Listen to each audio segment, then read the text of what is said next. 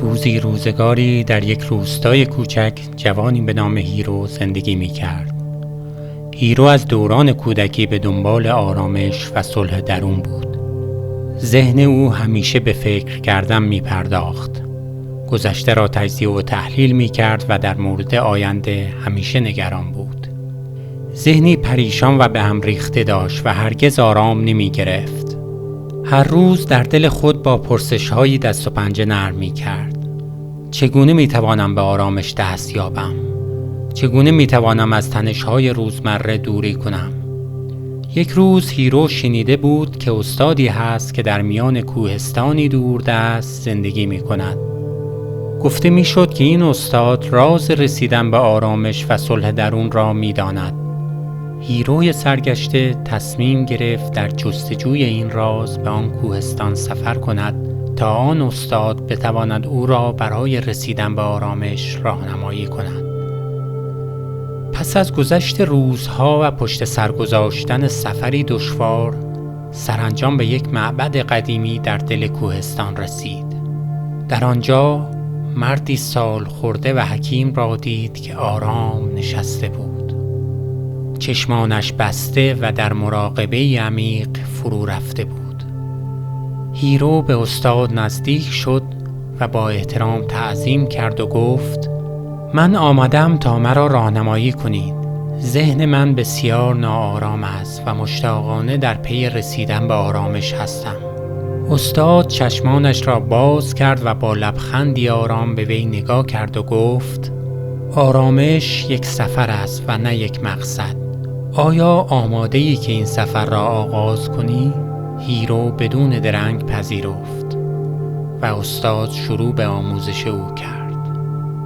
او داستانی از یک درخت بازگو کرد که به خاطر بادهای شدید و طوفان‌ها به شدت آسیب دیده بود، اما هر بار طوفان تمام می‌شد درخت دوباره به ایستادگی خود ادامه می‌داد. استاد گفت: دلیل این ایستادگی درون درخت است. اگر تو نیز درون خود را قوی کنی، می توانی در برابر طوفان‌های زندگی مقاومت کنی. روزی دیگر استاد هیرو را به حیات کوچکی که با باغی زیبا آراسته شده بود هدایت کرد. در میانه حیات حوض سنگی بزرگی وجود داشت که پر از آب بود. استاد پیمانه‌ای کوچک را برداشت، آن را در حوض فرو برد و پر از آب کرد. سپس آب را در یک پیاله کوچکتر خالی کرد. بعد از آن استاد به هیرو گفت: حالا تو باید آب حوض را خالی کنی. باید تمام آب را از حوض بدون ریختن یک قطره به پیاله کوچکتر منتقل کنی. هیرو به کار پیش روی خود که ظاهراً غیر ممکن به نظر می آمد فکر کرد و شگفت زده شد که چگونه می تواند کل آب حوض را در چنین پیاله کوچکی خالی کند. با این همه او این چالش را پذیرفت و شروع به برداشتن آب از حوض کرد. هیرو ساعتها با پشتکار فراوان آب را برمی داشت. اما هرچقدر هم تلاش می کرد هنوز حوض پر از آب باقی مانده بود. ناامیدی در قلبش رخنه کرد و حتی ذهنش بیقرارتر هم شد. در این هنگام استاد که دلسوزانه به تلاش و تقلای هیرو می نگریست، رفت و دستش را به آرامی روی شانه هیرو گذاشت و گفت: شاگرد عزیزم، تو خیلی تلاش کرده ای تا حوض را خالی کنی، اما نخستین و مهمترین گام برای خالی کردن حوض را فراموش کرده ای. برای خالی کردن حوض در ابتدا باید ذهن خود را از همه چیز خالی کنی. هیرو با چشمانی پر از سردرگمی به استاد نگاه کرد و گفت: استاد، چگونه ذهنم را خالی کنم؟ استاد لبخند گرمی زد و گفت: نگرانی ها، ترس ها و دلبستگی های خود را باید رها کنی و تنها بر روی کاری که در حال انجامش هستی تمرکز کنی.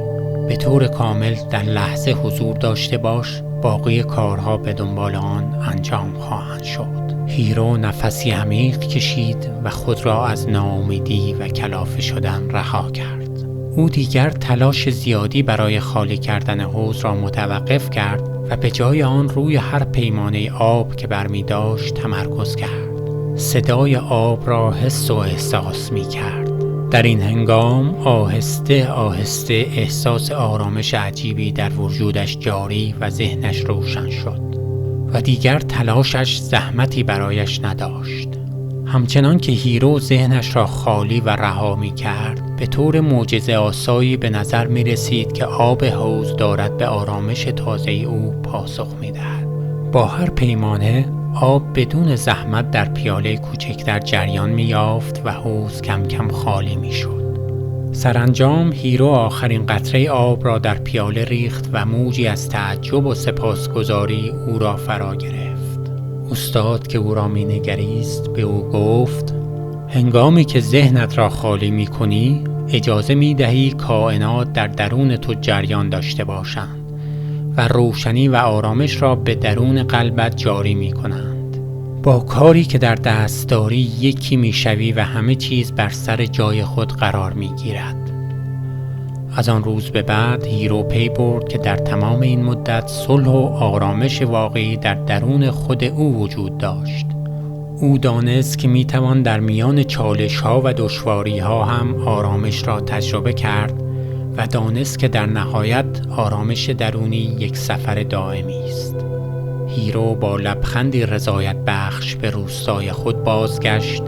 اکنون ذهنش به آرامی و شفافیت آسمان عصر بر فراز تپه‌های روستای خود آرام و روشن بود.